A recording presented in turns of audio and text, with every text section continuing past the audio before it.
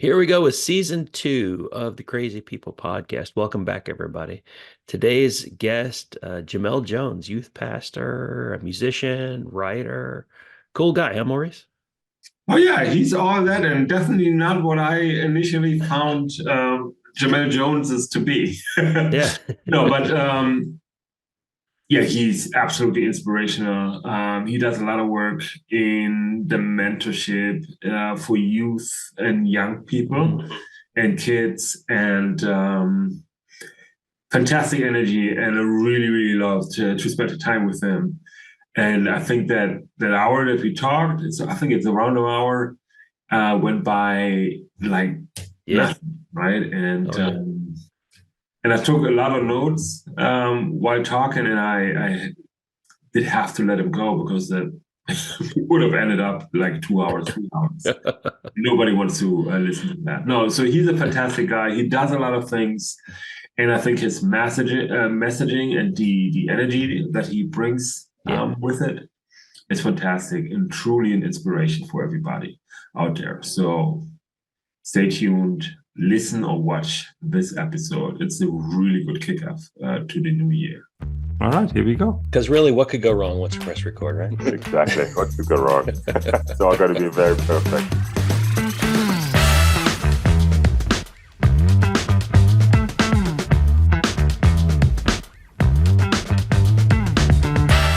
Welcome, everybody. Welcome to season 2.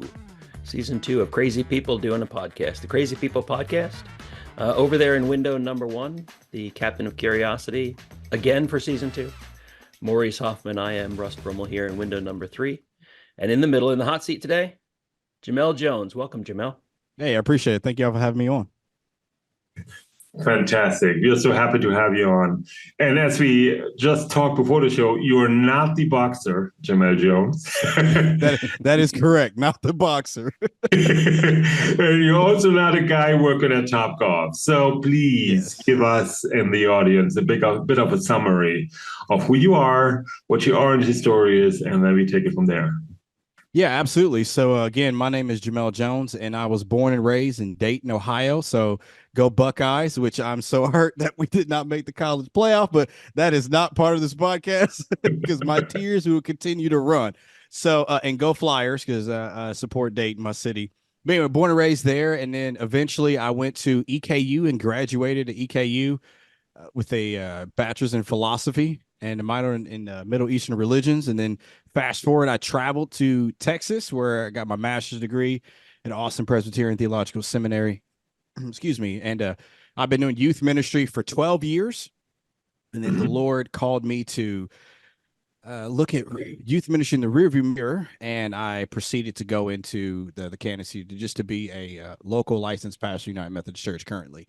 And from there, from Texas, I moved all the way up to Richmond, Kentucky.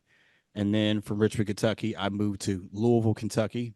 Excuse me. And then beautiful news, I got married as a month ago. Actually, on this would be a couple months ago for sure. And to my beautiful wife, Susan, and our 2 kids. And Fantastic. here I am now. So it's kind of a quick, in short summary of the travel as well as a little bit of education background. Yeah. So how did you start in that area? Just start with the ministry. Is that something in the background that you have from your family side, or how did that calling happen for you? Yeah, that's a great question. I think everybody at some point has to figure out their why and their purpose and meaning in life. And that helps you move and navigate relationships. It helps you navigate jobs, right? It helps you navigate career paths, let alone. And so for me, just growing up, I had these aspirations of wanting to be in the NFL. And so I would practice hard and try to be the best I could be. And, as I've got older, in that season of my life, I was not big enough or tall enough, I think, to be able to play at a hard level in D1. And so from there, I was trying to discern, okay, what do I want to do? Like I knew I was passionate about youth because I was working in our youth pastors youth ministry at the time. And I was, always trying to inspire people and engage people and motivate people. And just because of that, I found this authenticity that was growing in me to set a trail to help my generation, my age group. I did not know that I was actually impacting younger kids, and I was only in middle school, and then I was only in high school. And so it was like I saw the impact. And so I continued to talk to friends, and at the time I had a few mentors that I didn't realize they were mentors because I couldn't develop that language because I didn't grow up with mentors as in talked about in the household growing up. And because of that, I just felt this like, yeah, I think I want to do something. I want to share and inspire people and keep moving in that. And when I came to faith as understanding Jesus as my Lord and Savior, then I progressed to figure out that I want to inspire people to follow him. And I also want to help people not quit in life. And so when I figured that lane out for me, man, I was just on fire. I mean, I figured out my whys right there. And it took me a while to understand my whys, because you can inspire people all you want to follow, but what does that look like in a practical sense?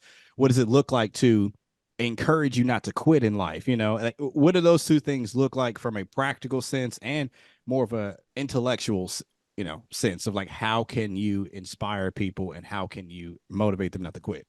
So in that just set me ablaze to say, you know what, I want to love people and love people well and help them in life. And so, I mean, so that ultimately is how I got into youth ministry, you know. And I will say too, I don't want to leave this out. I saw my youth pastor at the time was a dude that didn't mess up, that didn't fail, that didn't, you know,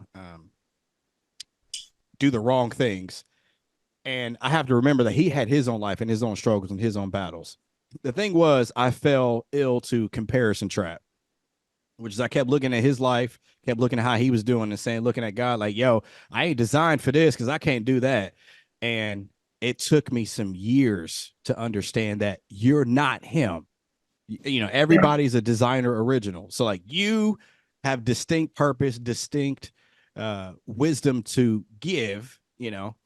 So you're not him, you're you. And I've made you for this, and this is where we're going to go. And so when I started to figure that out, man, it's just like I've been on fire ever since. And my context has always been around generational, whether it's middle school, high school, college, elementary. Like it seemingly to be the thing that I've just been gravitated to. So yeah. Interesting. I fully understand the comparison, especially because you wanted to play football. So I can imagine there's a good portion of competitor in you. Yeah, for sure. Right? And the more you're a competitor, the more you start compare yourself to others, especially if they are in your age group or slightly older, because they want to see, where am I in comparison to this or that person? Absolutely. Can I do that? Can I be better? Because if you're a competitor, you always want to do better, right? Right. And doing better is easy if you look for sports, you have better numbers and whatever. Right. But in comparison to something like you do, inspire people, there's no doing better. So how did you eventually get rid of this comparison mode and understanding that you are different than that person and it's okay to be different? So let me give a shout out to him if he ever gets to listen to this podcast. His name is Will Verdine. He was just an amazing man in my life, one of many. And Will helped me to see early on that it's okay to boast in Christ and not in yourself. And because of that, he helped me to, over time, tear down some walls. So when you see me navigate and move in life, it almost can look like arrogance, but it's really confidence in somebody else and not in me. And so when I'm doing the things I do, I have to remember, like, okay, for example, when I'm hooping with cats on the court, no matter who you are, you know, our team could be trash. My desire is not to win the game, truthfully. Of course, you want to win, but my desire isn't to win. It is to, how can I incorporate you? Like, I know you can't dribble well, but you're a pretty good shooter. So I need to figure out how to set you up on the wing. Or like, I know you can't shoot, but you could drive. So I need to figure out how I can get you the ball early up the court so that you could try to set something up. So like, even if we get blown out by like 55 points, in which if we're doing a game to 12, let's say we lost 12-2, right? Something like that. I'm the guy that's like, hey, as long as we played hard, I'm cool. And so football growing up wasn't linked to my story because I thought it was, I mean, it's connected to my story, but I thought it was me because I was allowing my dad to live vicariously through me. And so it was like when I had to break that comparison to break like, it seemed like it was just levels to it. When I understood that, my outlook on not just ministry, not just relationships, not just career path, but even my own personal ambitions and dreams, they evolve and they change in a sense of where you want everybody to be a part of it, even though your journey is distinctly different from everybody else's. So what I'm saying is it took a while to break that. And now I view things as, how can I get better? Yes. But how can I bring people around me to build me up as I build them up? You know, whether it's seasonal, well, it is seasonal. It just depends on how long. Yeah, that's fantastic. First of all, I need you on my team whenever we play, because I'm the guy that needs that motivator, because I'm not only, I'm also slow, right? So, hey, let me tell you a quick story. This is hilarious. So I remember I was back in college and we were at EKU, graduate EKU. So we're on their outdoor courts. We're hooping, right? And no, I'm not saying this like, it's just funny how things are happening. So you always got to be working on your heart posture, right? Always wanting to be a better version of you. So I'm sitting here hooping with these cats on the court, trash. I mean, like, man, we ain't getting nothing. We ain't getting no rebounds. We ain't getting nothing. And it causes me to get like, okay, we playing hard, but ain't doing that. I want to take over the game and try to do something. Now, I ain't top rated, like, you know what I mean? But I know I could put up buckets if need be. And I remember we were hooping and we just lost horribly. But I kept encouraging people, right? Like, hey, man, it's all good, bro. It's all good. At the end of the game, we walking out, me and my couple of my buddies, they go to the car. This one guy's walking with me and my last friend before we get in the car and drive off so I could drop him off. And this guy's like, hey, man, I really appreciate you, you know, just encouraging me. And, you know, and y'all got good work ethic. Yada, yada, just give him compliments, give him all these flowers. I'm like, hey, man, I appreciate it. He's like, hey, hold on 1 minute. He goes to his car. He comes back.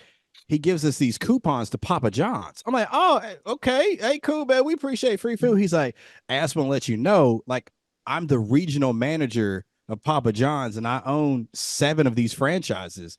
And here's some coupons for you to have pizza free for a year. I was like, what the heck? He was like, bro, I just appreciate how good y'all been to me. And I'm like, what the heck? Now, I share that to say, like, you just never know what happened, man, when you just do right by people, not looking to get a gain. But it was hilarious. I was like, what the heck? Papa John's owner of seven of these stores is like, hey, yo, thanks for being so kind. Here's some free pizza for a year. Best believe college students, we smashed on that. I know. I got kicked out of a lot of Pizza Hut all you can eat. I was another funny story before we move on. I met my wife on a basketball court, and she played First Division, St. John's, and European Champions League or whatever. Good night. And I met her on a court here, and essentially because my basketball game is weird, but I do a mean hook shot. Okay. But I'm not tall. I'm like 5'11" on a good day, but I have big old hands. And I do the hook shot, and my release is here and not here. So people, and because I do it so slowly, I mess everybody's timing up. So she watched me playing, and then eventually we played on the same team, and all she did was laugh. There you go. Right? You were shooting your shot. You were shooting your shot, pun intended. Oh, yeah, I was shooting. I was shooting. So that's how basketball can be good for you. You got your pizza, I got my wife. So hey, look at that. Hey, still good. Amen. Yes.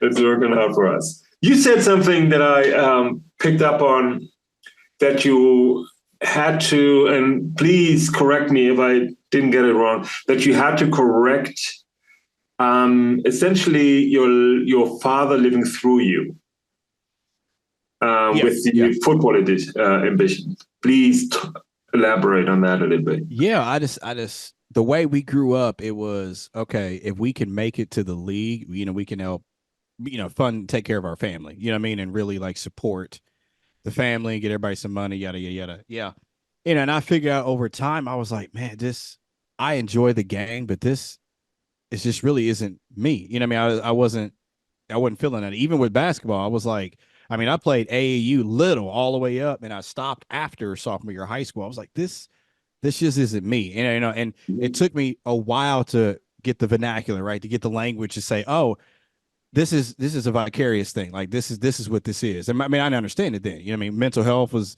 I mean, in the community I grew up in, you didn't talk about your feelings, you didn't talk about your emotions. You kind of just process it or try to work it out or whatever. And I mean, I understood that, oh yeah, all these games, all this preparation, all this time was preparing me to go do this, but I understood it was in light of what he wanted for him and for me. So it was like you could see it as a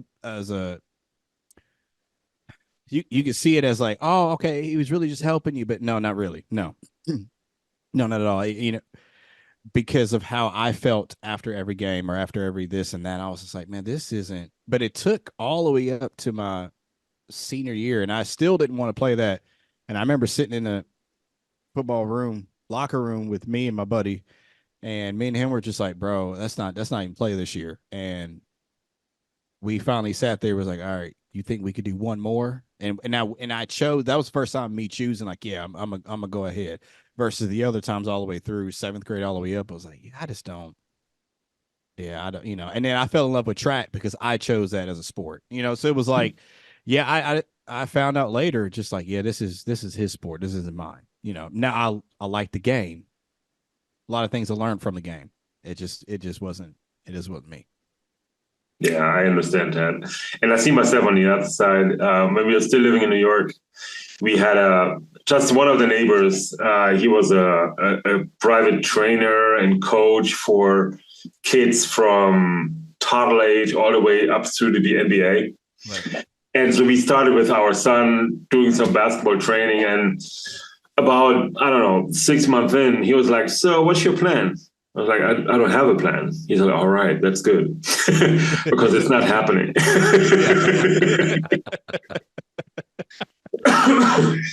No, it's important. And let's go back to your mentorship.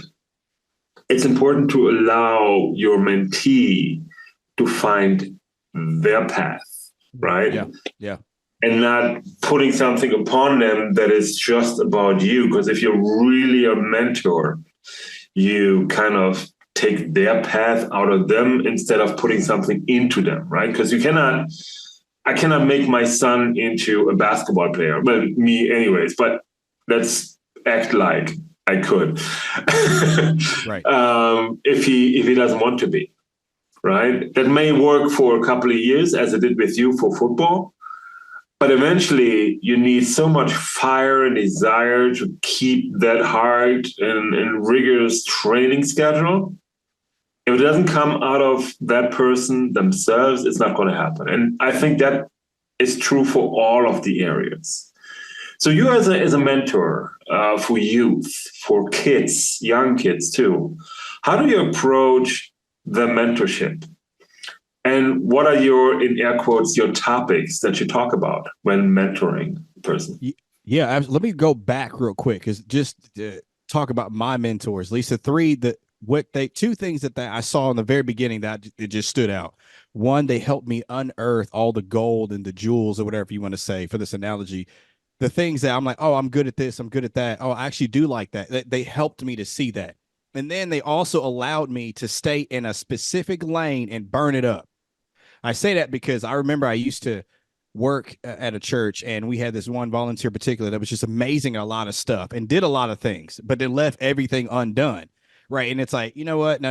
You're setting things on fire. And I mean this in a positive light, like, oh, it's great. You're doing all this and it's wonderful. Well, let's keep you in one specific lane and you can torch that.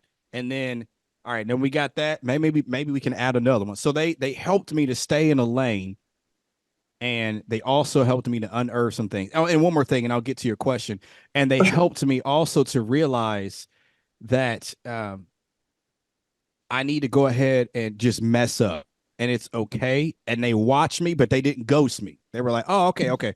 Yeah. Now, why'd you do that wrong? And then they checked me on it. And then they held me accountable. So it was like, that was the thing. I was like, what I appreciate about that. And they always make sure they kept it real with me. So that's really 4 things right there, but that's what they did for me. So what I do for the college students or when I was working with seniors and juniors in high school and middle schoolers, my main thing was there's several things, but I'll say a few. One being that I always kept it real with him. I always made sure that I was real, open, honest, transparent with the same things, just to make sure that, hey, there's a guy that you can come to that he'll give you the real. Now there's got to be grace before truth, and so that's what I lean on. I think the next thing is just as important is help them figure out the things that they love to do, the things that they're passionate about, and that can only be, to me, yeah, I think that only can happen through evaluated experiences. And when you go through certain things in life, and when you're trying to figure out a career path, or you're trying to figure out certain topics, like whether it's racism or it was something in politics, or if you're talking about a career path, whatever, that we could talk about these things and be open and honest about it, and then give you room. I think another thing that I do with the ones that I mentor is give them spaces that my mentors did to me, to go ahead and make some mistakes.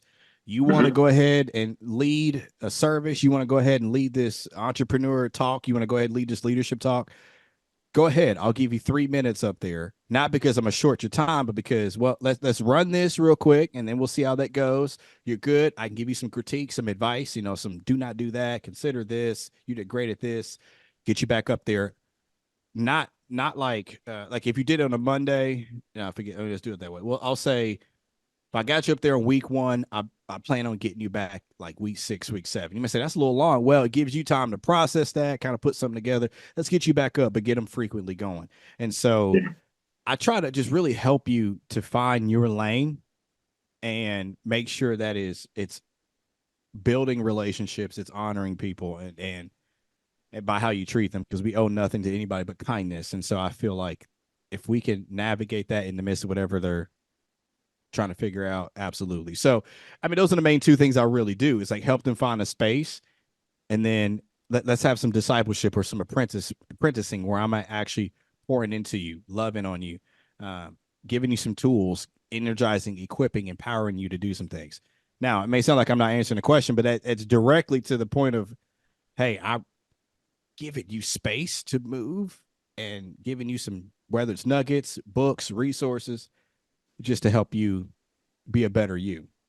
So it's just really spending time with them. I think that's really it is, because I think when you start to share stuff like this, people want the cookie cutter version of it, and a lot of it just takes time by sitting down at a coffee shop, or sitting down, and I don't eat this, but sit down at McDonald's or something like that, and just really doing life, or coming over and having a meal and really talking about things and helping you navigate life. Yeah, that's fantastic. Especially because you said there's no cookie cutter solution to things. I think a lot of people are looking for shortcuts. Right. And that's not going to do it. There's no shortcut to anything, really. You got to trust the process. Problem, right? Right. You got to trust the process. And the process is hard to go through, especially in the climate we live in today, because everything is easy to access. You can rise to the top if that's your ambition. You can cut around this area to get the things you need, but it's like, man, for most, I can't say all people, because that's too big of a generalization. But if you do that cut around, you can see how many people got to the top, but they're not built for it, while others have been in the trenches working hard. So when they get into the limelight, they're able to sustain because they put in the hard work. They know what it's like to fall many times and take that L. Like, if you take the right L, you're going to be like, okay, yeah, I learned from that. All right, what am I going to do next? And so I think man, you're right. The process is important, and not cutting it short, even though we want to. And some things you can go ahead and jump. But man, when you have wisdom through evaluated experiences, man, you can only share those nuggets with more people.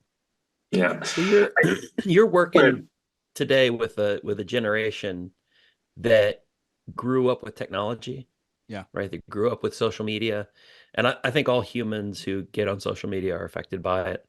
But how do you kind of speak into that generation who's grown up with some of their self-image defined by what they're seeing on social media and what they're seeing from their friends, their neighbors, other influencers, whatever it is.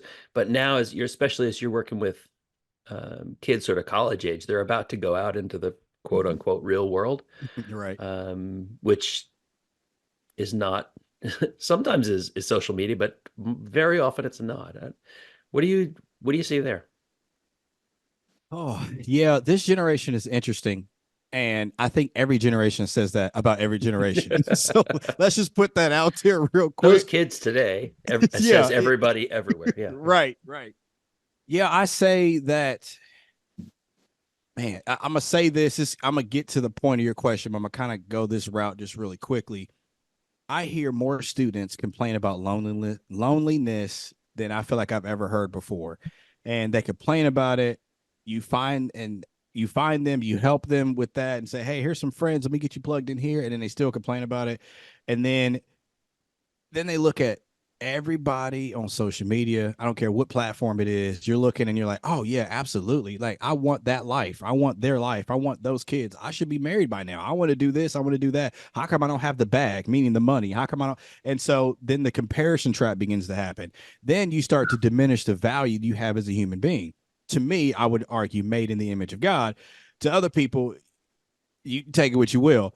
I find that when we're mixing, because there's a distinction between value and identity, but I feel like it is students are losing their way because they're listening to all these voices that are just getting their information from whoever and not stating fact. Facts become fiction. Fiction is becoming fact. And navigating, oh man, I can keep going, but just navigating that with a young person is difficult because they bought into so many lies about themselves and about other people.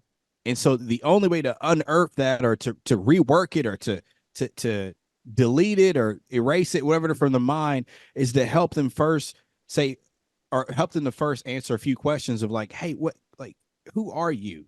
Meaning that, like, what do you do? Which is not defining you, but because a lot of people do that. But like, what do you do? What do you love? What do you see? How do you, like, ask them all these type of questions all over the place, and then ask them, okay, so what you're buying into, what you're hearing, is that you? Like, when you look in the mirror, who do you see? Do you see the person and the podcaster influencing you, and that's the identity you've claimed? Or like, do you like what do you see? What do you hear? Like, to me, I would always argue as a follower of Jesus to listen to his voice, because I feel he has the best interest for you.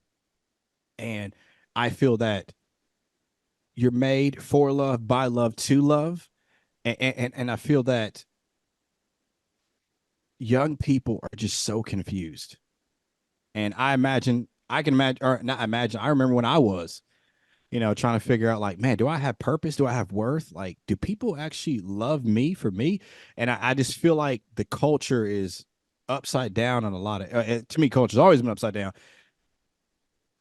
But young people in particular today, I just feel like they have no clue and they're just buying into everything. And so to navigate those waters, and I keep saying navigation because you maybe that's the word I keep spouting out, that maybe that could be something, but it seems like it is hard to go through this alone.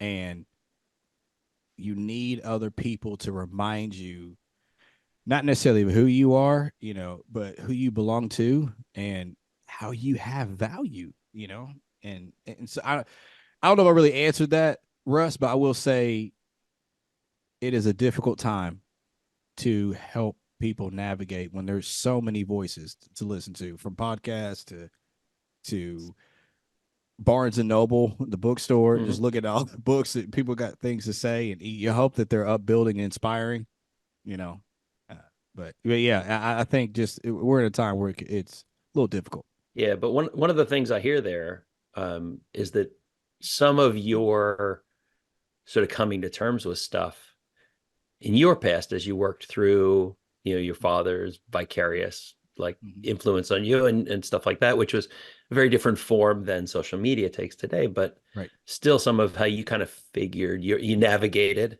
if you want that, you navigated your way through there. Maybe that helps you then help the kids navigate, right? Your mentors helped you navigate the same kinds of things, even if they look a little bit different technologically or something today. Yeah, and I think just using the tools of social media, you can flip the switch, mm-hmm. or shift the paradigm to where you're able to use it in a positive light. So there are ways to be able to do that. Absolutely. And I also agree. Yeah. Back then when there was no conversations on as much conversations on mental health or much conversations on how you can be a better you or conversations on faith or conversations, social media helps to bridge that gap and to say, hey, you're not alone in this. Like, yeah, as a newlywed right here, like, hey, it's good to see these little posts here or there about like, hey, some things to consider or yada, yada, yada. Or, you don't always take them at face value, but you can chew them up and like, okay, spit out what's bad and you keep it pushing. So social media is a beautiful avenue, but it can also distort a lot of things because people's mindsets have to be shifted. Yeah, that's true. And what I see, I have a lot of younger colleagues that I work with, student age and so on, and they are fearful of what will become of them. And those guys that I'm talking about, they already have their masters at 22, 23. They should be relaxed. They should be easygoing and just saying like, hey, let's get going and whatever, right? But in reality, they are like, okay, what do I need to do? What's my next step? What is this? What is this? Is this the long-term right route? And I told him like, hey, at your age, I was in the army. I did that. And you know what? None of it has anything to do with what I do today. Right? Just relax. You're already ahead. You're already miles ahead of so many other things, so many other people, because they have access to so much knowledge and know-how. Yeah. Calm down. Why don't you look for fun in what it is that you do? Because without fun, again, what we talked about with sports, that same analogy, right? If you don't have fun with what you're doing, you're not going to be the best or very good at it anyways. Because it's always work. But you're spending so much time at it, it cannot always be work. It has to be fun in there, because otherwise it's just dreadful. Well, and you got to look at people's worldviews as well, how they grew up, the raising. I mean, I have several college students that I know who are all about work. I mean, you should be able to go and hang out, go see a movie, go bowling, go axe throwing, go paintballing, whatever with your friends. Man, but they busy up their schedules. I'm on this leadership program. I'm doing this conference. I'm doing this. I'm doing that. I'm like, man, you how many recitals? Like, where do you have a chance to breathe? And I hear what you're saying. Like, why don't we just pull it back a little bit? But it depends how the raising was, Yeah. And then I want to go back to the mentorship a little bit, because for me, mentorship and the mentors that I met kind of opened a perspective of what could be. Yeah. Right? Because my mom had no money whatsoever, right? And the people immediately around us were in the same situation. So I was lucky to have mentors or be in a situation that showed me another level to the ceiling, right? Yeah. No, this is not your ceiling. Your ceiling is way up there, right? And then I got up a couple of levels, and then a new mentor would show up and say like, no, this is not your ceiling. Right. Your ceiling is way up there, right? And that is something where I think we don't have enough mentors that, especially in the Black community, that talk about non-sports and non-entertainment related goals that people can have. I mean, I was born and raised in Germany, but even here, the kids and the younger siblings of friends of mine, or now their kids, they all talk about becoming the next rapper, becoming the next sports star, and whatever. I'm like, there's other things you can do, right? Yeah. There's other things to have an impact in society, and also to make a very good living, right? Yeah.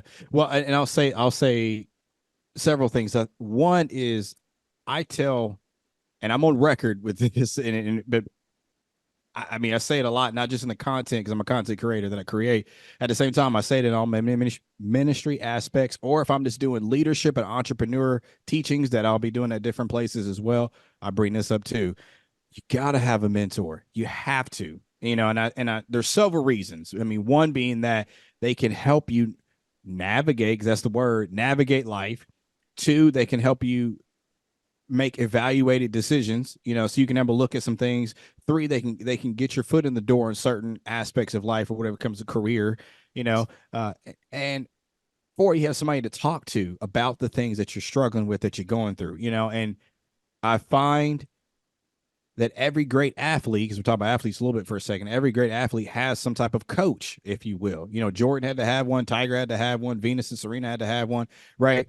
And the list goes on. Brady had to have one. Like, you still need to go back to the fundamentals. You still need to work on, how to play the game well, and taking that out of sports, just to say, in order to do life well, you need some people that have been ahead of you in life, further along, to give you some golden nuggets. It's nice to have people with you, but it's even better to have someone who's further ahead that you could trust about it.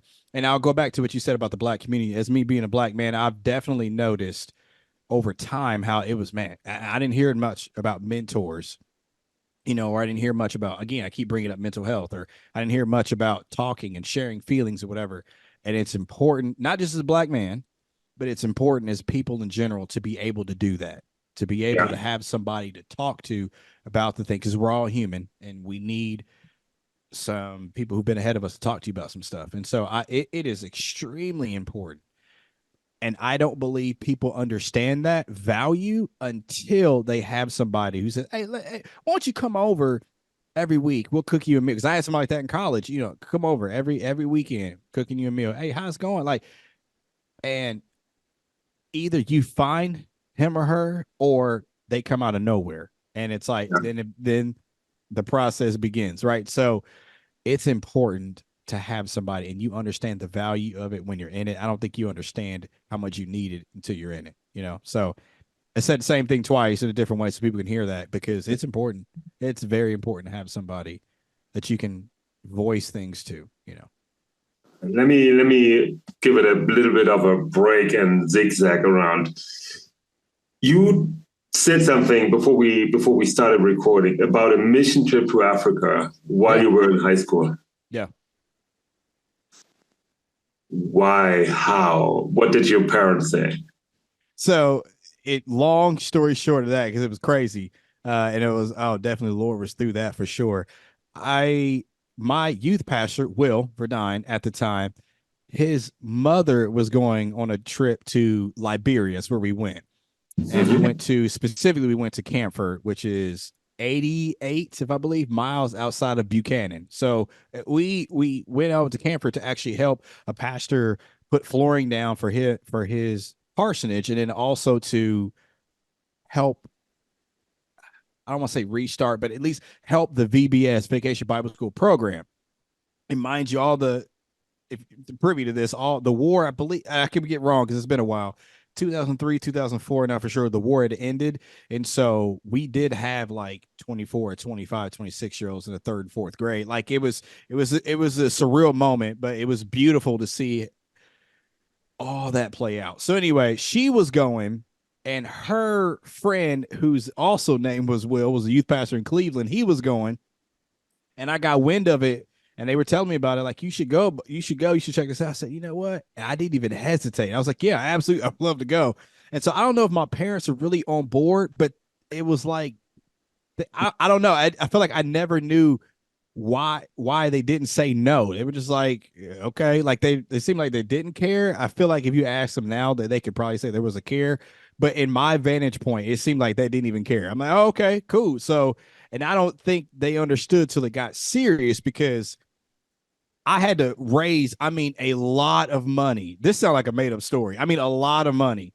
And I know that the program we were going through, they gave some money. I went around, and I was real tight in my high school. I went around to our district superintendent, who funded some of it, and then got most of the teachers in the high school to fund some of it.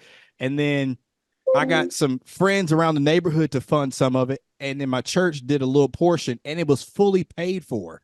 And I was just like, hey, no, and I ain't gonna put the number out there, but it was just like, this was crazy.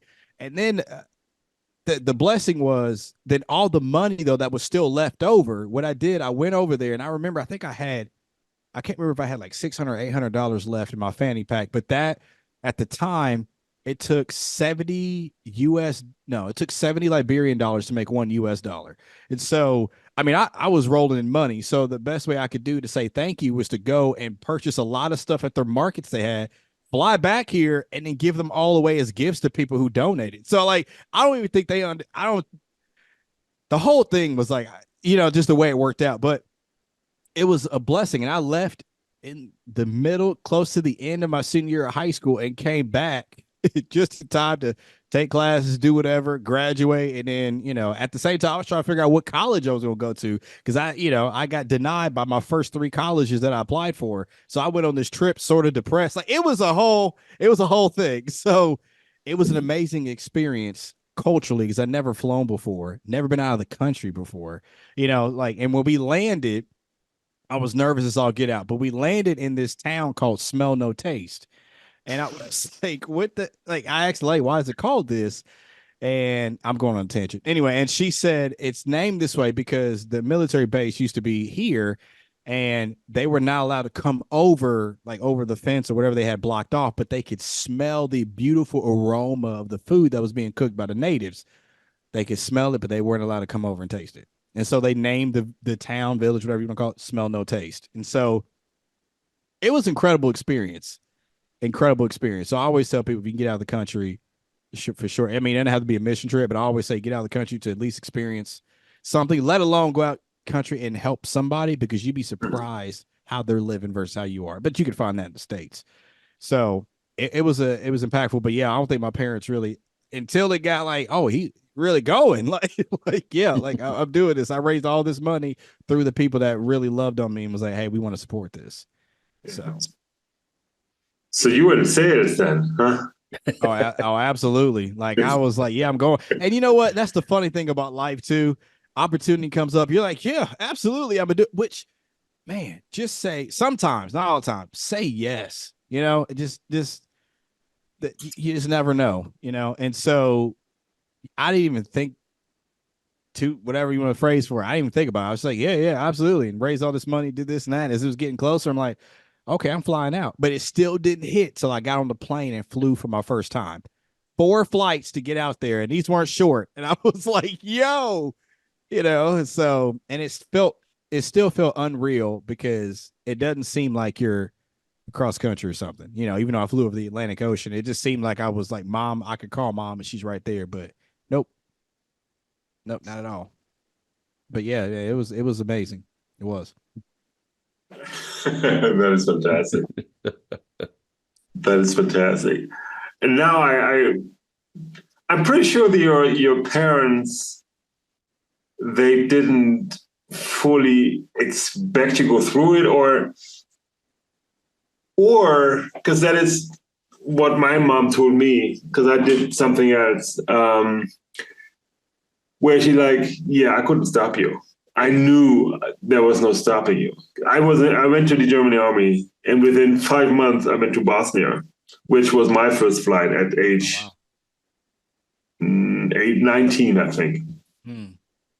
When I told her I was going to Bosnia, she was like, oh, okay. But in reality, like years later, she was like, she totally freaked out and whatever. But she knew there was no stopping me, right? Yeah, I think for me, yeah, absolutely. Like my mom, she would probably tell you now, like, oh yeah, I knew you were gonna go. I mean, my vantage point, I was like, I don't think you really thought this was gonna be legit.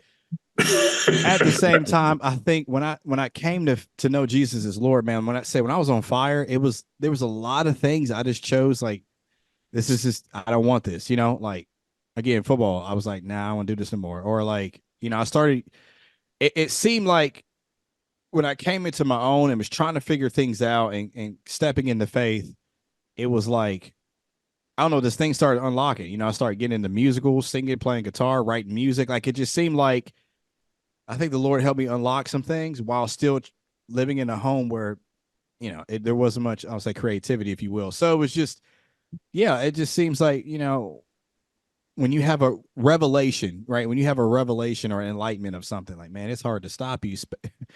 A lot of people could do wrong things when they think is right. Solomon talks about that. You think you're on the right path, but really you're on the path to death. For me, I just found like, man, I'm for sure this is life, and I want to experience this. And I don't know. It's like they could easily have said, no, you're not doing this, you're not doing that. Not one time did they, but there was a lot of tension and resistance on things. Mhm. That's fantastic. So what's up next for you? Man, that's a great question. That is a great question. That is a good question. Right now, I think creatively, at the end of every year, I try to work on like, hey, what do I want to do? Do I want to write another book? Do I want to put out another album? What do I want to do? I think. Time out. Another book? So you've written books?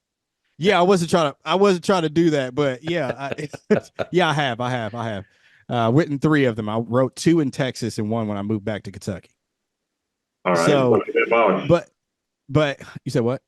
What are they about? Sorry. Oh yeah. So the first 2 are devotionals, and this third one is not. Anyway, there's some faith base in them, but the first one's called "You Are Enough, You Matter: Finding Purpose in God." I'm helping you try to figure out like you have value and you have identity, and then you could argue it's a part 2. It's sort of not, but it kind of is if you want to call it a trilogy. And then my second book is called Immeasurably More. And so you're just looking, what's the next step from that after you found some purpose and meaning that you may have seeked. And then the third one was actually when the pandemic was happening. I wrote it. It's called Believe Again, Finding God in the Rubble.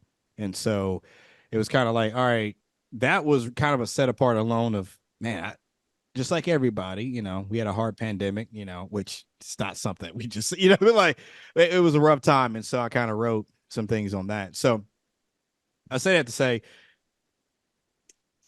I'm trying to work on some creative ventures and see like, hey, what do I want to do next? And so I've been looking, as time moves, like, hey, what's the next thing? So I've been kind of just praying about that and figuring out what's next. I know currently me and my friend are working on a podcast that should be at some point released. Not sure when that'll be, but we're working on that, and so we're excited. Podcast, that's crazy. Don't do that. Yeah, I know, right? I know that's the only lane I'm not dabbled in, really. And I'm, writing, and singing and more writing for that, or those are fun and all. It's like, yeah, I'm not dabbled in that space yet, and I just like to touch all parts and see, hey, what do I excel in? Well, what am I not great with? You just kind of say, oh, you know what? I'm gonna do this lane because I'm better at it. So, or at least for me, I find more enjoyment and comfort. So, you're going to be great in podcasting simply because how natural you handle the microphone, and you're going to be great with that. I appreciate that. You're very kind. I'll make sure I have you all on the show. Absolutely. There you go. Turnabout's fair play. There you go. Yes, absolutely. I think you'll like the theme of it. So. For sure. All right. 5 dinner guests, dead or alive. Who are you going to invite? 5 dinner sit with you. Guests, dead or alive. All right. This is no order. I'm just naming them, like just to make sure I remember them. 1, I gotta have John Foreman. I am a huge John Foreman. He's the lead singer of Switchfoot. So I'm a huge John Foreman fan. Like I think his lyrical prowess is incredible. The projects he's made, incredible.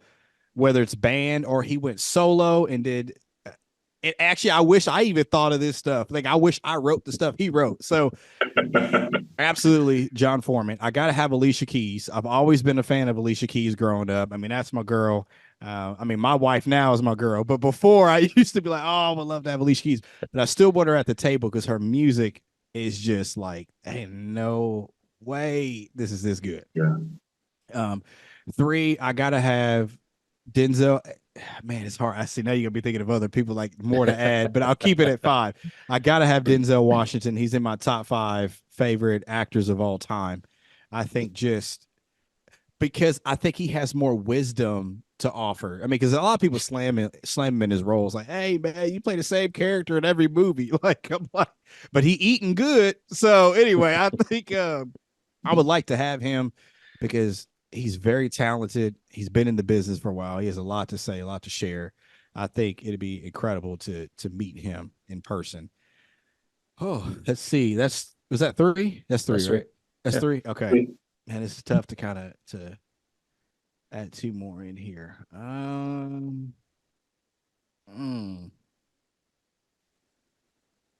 Oh boy, that's tough. I'll probably say okay, because I'll say this because I kept thinking like who's dead that I like, who I would like to meet that's died for. He's been gone for a little bit. I have to say Kobe because I want to get behind his mindset, his drive, his passion. Like how did he stay motivated, right? And sometimes motivation can be toxic. That's a whole nother conversation. I would like to at least talk to him like, bro, how did you keep this, what they call the Mamba mentality, for sure. I like to hear that and see where he goes with that.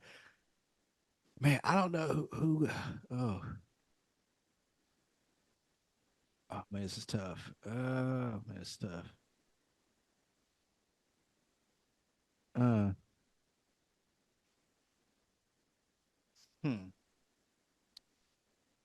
You got one more. Yeah, I know. I'm struggling here because like.